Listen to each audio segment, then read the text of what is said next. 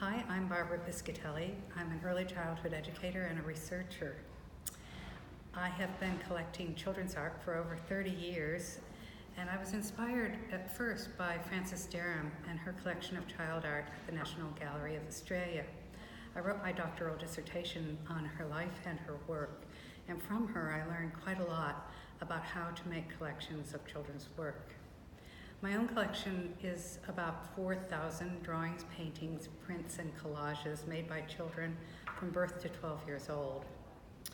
Most of the work is made by children under 8, from Queensland, Vietnam, and from China. From 1980s until the present, the collection is held at the State Library of Queensland, and they take exceptional care of the collection, which I consider a treasure trove of ideas. In fact, I'm sitting here today in the State Library with the collection to talk to you. My collection represents children's ideas about a range of topics. Most of the work was collected in projects that I set up or in classrooms where I knew teachers. And most of the people who worked with the children were either artists or art teachers themselves. So the collection represents broadly 5 or 6 different ideas. First of all, the everyday practice of children. That is, what they draw and paint just normally and naturally, their own interests, their own topics. Secondly, I've collected quite a lot of work about children's play, where they play, when they play, who they play with, and why they play. I also have collected quite a lot of work about children's identity, such as who they are, where they live, and what they like to do. And on the table here you can see some portraits of children, all made using the same medium, but all showing their unique identity. I also have collected quite a lot of work about children's futures, the way they see the world as it's going to be in the future, and it's fascinating to look at it now from a perspective of the 1990s childhood, when children saw the future as being radically different from the 1990s, or just the same as now, or a magical, mystical future, such as life in space.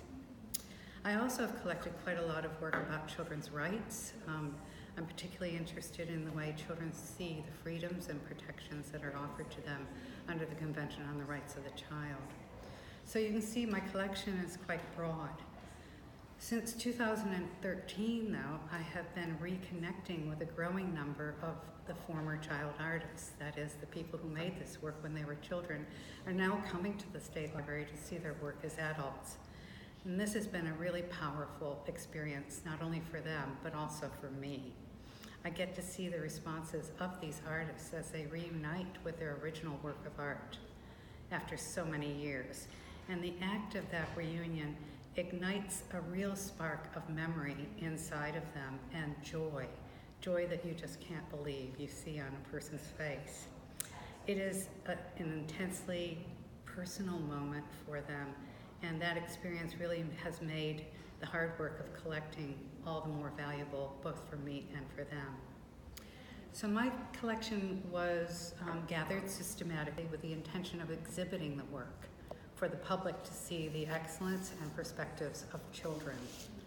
I have curated more than a dozen exhibitions in both very large and very small venues, and all have had exactly the same response from visitors, and that is that they delight in seeing the ideas that children express, and they show wonder at the creative energy of looking at the original work of art by a child.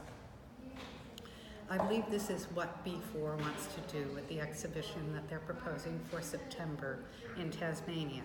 They want to inspire wonder at the ideas of Tasmanian children today.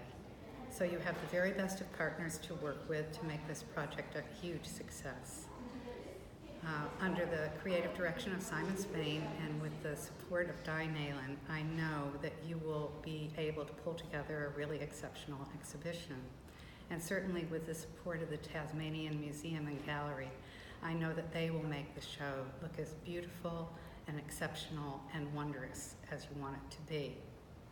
So I look forward to working with you on this really important project as you gather the marks and the ideas of children in Tasmania, and as we together co-curate their story for an audience of families, early childhood educators, researchers, and visitors from all over the world, including Tasmania. So here are some tips for getting started for you. I want to make sure that you have the best possible outcome. So first, be really clear about what you want to do with the exhibition. Know what you want to say. As you make these decisions, it will in fact help you to determine what will happen in the studio as you work with the children. Secondly, provide a wide range of materials and media for the children to use so that they can express their ideas and so that your exhibition can have variety, showing just how much children can use simple materials and create extraordinary ideas. Also use both small and large formats for the work that you choose so that all the work is not on the same size paper and doesn't appear to be too standardized. Get permission for all of the work to be collected, exhibited, photographed, and published. It's critically important, and it honors the child's right to identity.